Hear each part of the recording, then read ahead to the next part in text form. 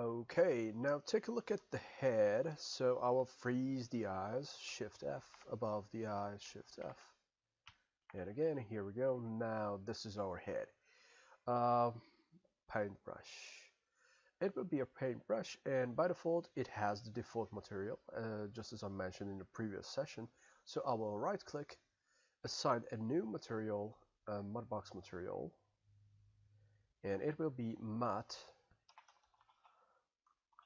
head. Now just quickly I will update this one to white, because I usually like to keep it a little bit different than the default one, and white is fairly good.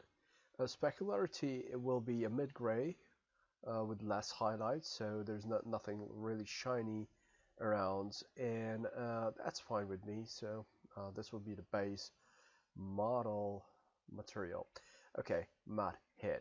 Now switching to paintbrush, and I will tap on the model to pop up this painting window, and by default it has this 1K map. Now take a look. Okay, I'm not sure. This will be small. This definitely will be small. But take a look at what happens if we have a small texture. So I'll press OK and switch to a pencil brush, because it's just quite good for details. And now just let me utilize symmetry, X, and I will just draw out something. Now this is what happens if you have a low resolution texture. Yeah, don't be scared about this bluish thing. It is just means that the texture is not loaded. So it happens sometimes that Mudbox will show this blue. Now going back to the topic, so this texture actually it is pretty low. Now I will create a new one on top of this, and it is possible to mix resolutions. It's not really useful, but sometimes you don't want to keep everything that high. So the next paint layer, just for testing, it will be 2K. Diffuse again, so it will be on top of the first one. So the first one, if I reduce the strength, that is in this case, it is opacity. It behaves as opacity. So I will switch to the paint layer 2 with the same brush size, actually the same type of stroke will be this. Okay, can you see the difference? This is quite a huge amount of difference. Let me increase the strength. Okay, so now it will be just much more accurate. Now painting here and there, what happens? So what's difference and why we have these differences here and there? This UV is actually the basic UV, because it was the basic head that I just manipulated and translated this into the figure. So if I want a little bit more even UVs, I can do what? I can recalculate the UVs that I have. Now, okay, give it a try. So I will just remove, right click and delete selected. And when I'm deleting this one, the last one, of course the diffuse channel will go away. So this is the basic head again. I have to walk down to the lowest level, wireframe turned on, and UV view is this one. And I will go to the UVs and maps and create UVs and replacing, because I don't want to keep the original one in one tile. Okay, UV is generated, so everything is distributed in this virtual space, so it is not really that informative anymore, so you have to directly paint in 3D. Page up, up to the highest level, W, because we don't need these stuff. And now tap on through the 2K texture, it's okay. The stroke again here at the top, it seems to be quite accurate, and a stroke again at the nose. Okay, can you see the difference?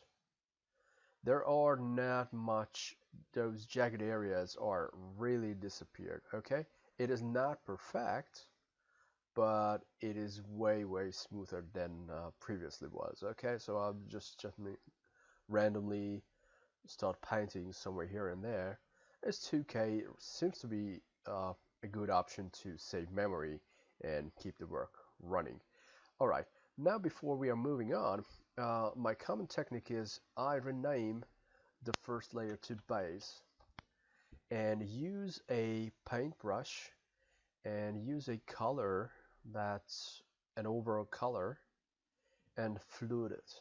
Okay, fluting means is fluting paint layer, everything will be painted with that particular color. So it's usually I like to test out a couple colors. If you think that you want to go back to a previous one, don't forget you have this area here. And you can also load image as well, so you can load an image and for example this was just the eye, but as an example, if you click on, you can select from the eye, now you have this color, you can float a paint layer. So you can load a portrait here and pick colors anytime. Okay, so that's an option. Now going back to the ring, and actually I'm pretty much satisfied with this color, a little bit more life. Okay, now it's done. Okay, now it's fine. I will leave it open, and because I want to keep it as a base layer, and later on, if I'm not satisfied, I want to change it, or I will change it. I haven't decided yet, so I'll create a new layer, 2K, diffuse. It will be a overall layer for the basic paintings. Now, there are many ways to do this. I do like to use the airbrush, and with this number 3 stamp, mirror is X, color is a little bit darker than the previous one, probably this one, and randomize is turned on. So as you see, now it is acting like a quite a nice brush, and strength is 100, probably a little bit darker, can pop up more. Okay, right. I just like to create a light overall paint. Okay, and if it's noisy, that's just absolutely fine with me. I want to create this lifelike stuff, so these noises are actually help to simulate skin. Okay, so if it's not perfect, you don't have to really worry about this. Actually, that is the point. So now it's just a basic layer of painting, and I will switch to something that is more reddish. Okay, this is more reddish and probably a little bit smaller. And as you see, I will paint a couple areas like the around the eyes and the nose, and probably the mouth part. So the face will be a little bit more reddish, and off as well the ears. Okay, and usually it's the neck as well is a little bit more of a red tone it has. Okay, I'm really rough now, so there's no special details here. It's just an overall painting. Now at the next stage, I want to go paint a little bit of dark at the back. Think of something like a suntan. So maybe this guy is just a little bit of tanned. And right, probably here at the top. Okay, it's just pretty much rough. And forehead. So he had this sun exposure, and well, maybe around the nose. Okay, it's super fine. Now it's time to create the blends. Okay, you have this eyedropper. You don't really have to switch. If you press I, you can pick a color, and then you can really easily create the blend. I like to pick colors from the gray zones, from the gradients, so somewhere here, not a full color, not the lightest one, but somewhere here. And this is really helps to create a nice transition, okay, between colors. So picking up for here, So once you have an overall inventory of colors, it's relatively easy to deal with them. And don't forget, you have the strength. Strength is opacity in this case, and that can help really a lot. Okay, now back to the tones, the bloody areas. So when you have something that's filled with blood, it might be a little bit of bluish greenish. So in some areas you might want to crank this up. It was a little bit strong, so I will cool down a couple of things. This typically it could be somewhere around the chin. So the strength is too much, so I will lower it, cool it down a little bit. Where you have beard, for example, that's typically. And yellowish areas could be around the greasy zones. So ear, inside the ear is kind of a greasy stuff. Okay, these are really, really strong colors now. So just to make sure that everything is visible.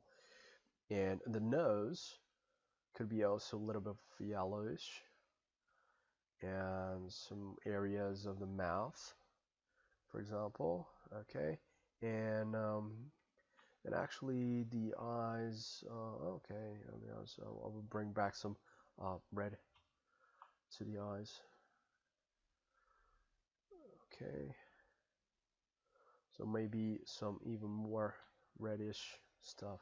Okay, now this is just a quick example to lay out colors. Okay, just a quick rough idea to paint something here and there. I just want to repair this one. Okay, now it was too much. Of course it was too much, so I'm clicking back again to this tone. Okay, nice blend. Okay, so that's basically for the diffuse color. Now the next thing I like to work with is the bump. So here we go. New layer is created. 2000 is just absolutely perfect, and this will be this bump stuff. Okay, bump base, and diffuse. Instead of diffuse channel, it will be a bump map channel, and voila, here we go. This is what we have. Nothing really changes because this channel is utilizing gray scale tones, so I will go back to black. First of all, I will switch to paintbrush and use a gray. And this gray color is great as a middle tone. Just a moment and you will understand what's happening here. So because we have a gray basic tone, if I paint with black, that will suppress. Okay, it looks like you have something pushed in the material, but it is actually just the effect of the bump map. Now what happens if I'm holding down X key? I'm sorry, Control inverts, and in this case it inverts my color. So this will be an extrusion type of an elevation. Is it a real elevation? No. Okay, so bump map, it is just a visual elevation. Okay, so that's just a change. Of course we have shift, and that is blur, so you can blur things anytime, or you can go back to the base color and paint over the base gray stuff, because that's the neutral elevation.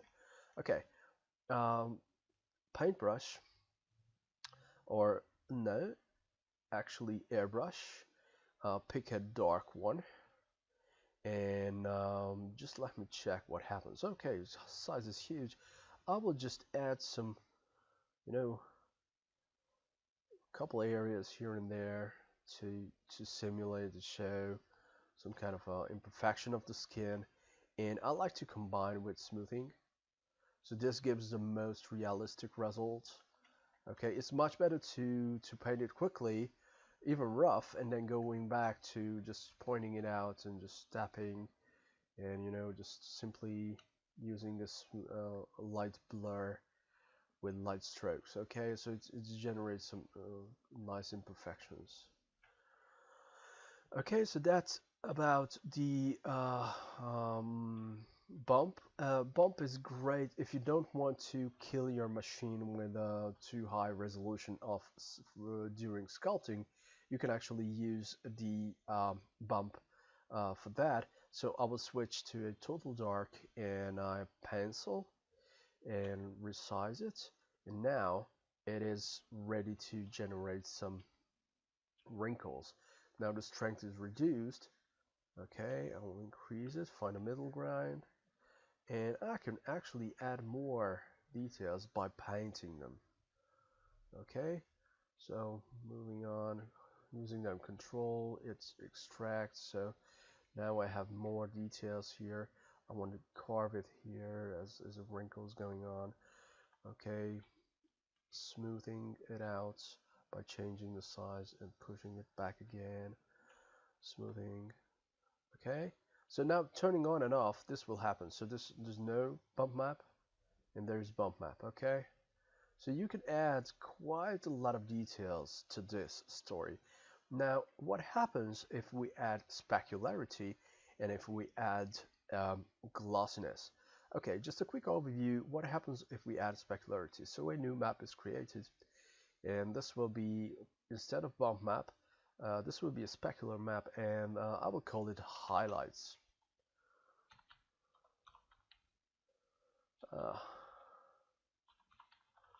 Okay, now here we go. And by default, if you have something black in specularity, that means everything is just a fully matte. So this is a matte view. Okay, now I like to start from here, and by switching to the preferred airbrush for the skin setting, I will just update this with a bright white. Okay, strength is not really high, and look what happens. So because I'm not fully painting a full stuff, okay, this is not really the good idea to paint specularity because it's just ugly.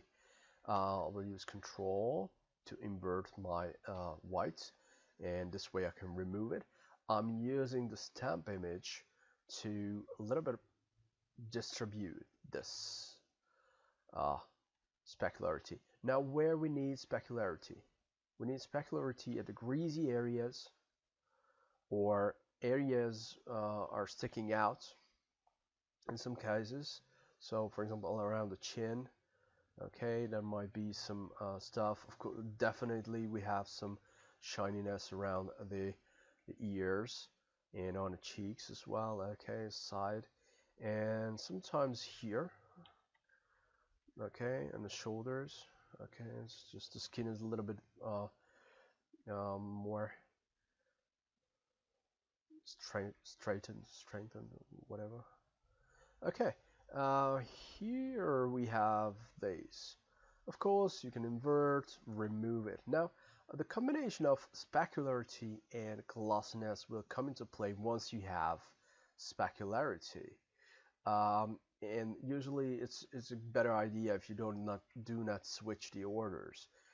So the next quick layer for the demonstration will be shine. I will call it shine because it's just glossiness, and the trick is the same, but if you remember in the previous lesson, it is not. If I flood it with full black and use full black with a paintbrush and flood, this will happen. Just okay, so it was not full black, I guess. Yeah, so this is the artifact we want to avoid. If you just slightly move it from the full black and float it again, now it will be just fine.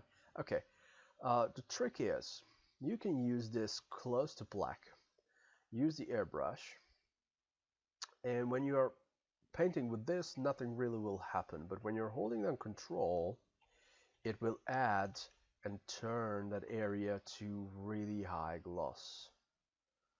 Okay, so again, this is where you have no gloss. The highlight is spreading, okay? But when you have high gloss, by using control, the highlight is not that strong on that area. Here, do you want a focused highlight?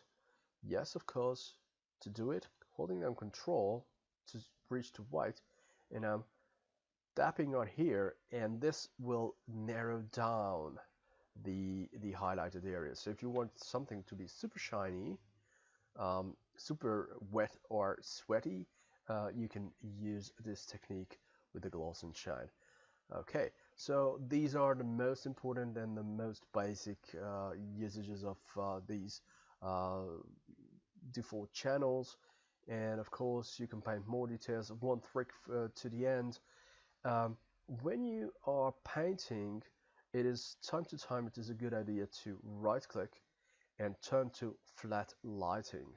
So flat lighting shows your model without the highlights and effects of the light, and this gives a little bit better control on observing the details. So looking for failures in your painting, or looking for something odd with the symmetry, or when you want to break up the symmetry, this is a good way to do that.